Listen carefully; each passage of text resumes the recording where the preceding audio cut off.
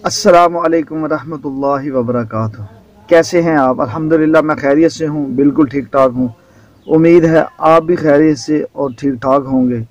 गुजारिश ये है, इंसान दुनिया में बड़े मुख्तसर से वक़्त के लिए है, और मुख्तसर वक़्त में मेरी और आपकी क्या तैयारी, क्या मरने की तैयारी है? कोई तैयारी नहीं है। मैं और आप, अगर अल्लाह पाक आज मुझे और आपको कह दें कि आज का हिसाब दे दो, सारे गुनाह माफ़, क्या मैं और आप आज के दिन का हिसाब दे सकते हैं? अल्लाह को हम आज के दिन का हिसाब नहीं दे सकते। तो जो मुझे और आपको 40, 50, 60 साल की ज़िंदगी मिली, इसका हम हिसाब दे सकते हैं अल्लाह को? कभी भी नहीं दे सकते।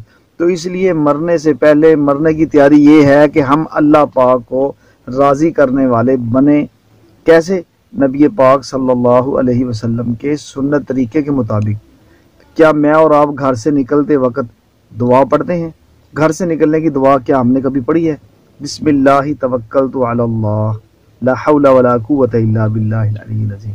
अल्लाह पाक 5 फरिश्तों को उसकी हिफाजत पे लगा देते हैं। अल्लाह पाक उसकी बख्शिश करते हैं, उसके घर वालों की हिफाजत करते हैं जो आदमी इस दुआ का एहतमाम करता है, और अल्लाह पाक उसके गुनाह माफ़ फरमा देते हैं। अब घर से निकलने की दवाई नहीं हमें आती, हम पढ़ते नहीं, जहन में नहीं रहता।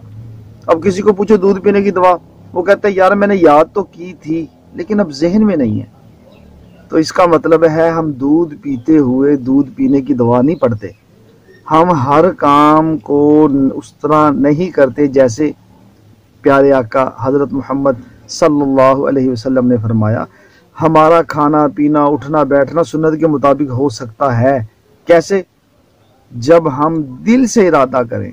दुनिया के सारे काम हम दिल से करते हैं, लेकिन एक अल्लाह को राज़ी करना ये दिल से नहीं होता। अल्लाह से हम बातें ही नहीं करते। हम जितना सोचते हैं ना, इतना अल्लाह से बातें करें, हमारे काम बन जाए। अल्लाह पाक हम सबको अमल की तौफीक अता फरमाए। अस्सलामु अलैकुम व रहमतुल्लाहि व बरकातुहू।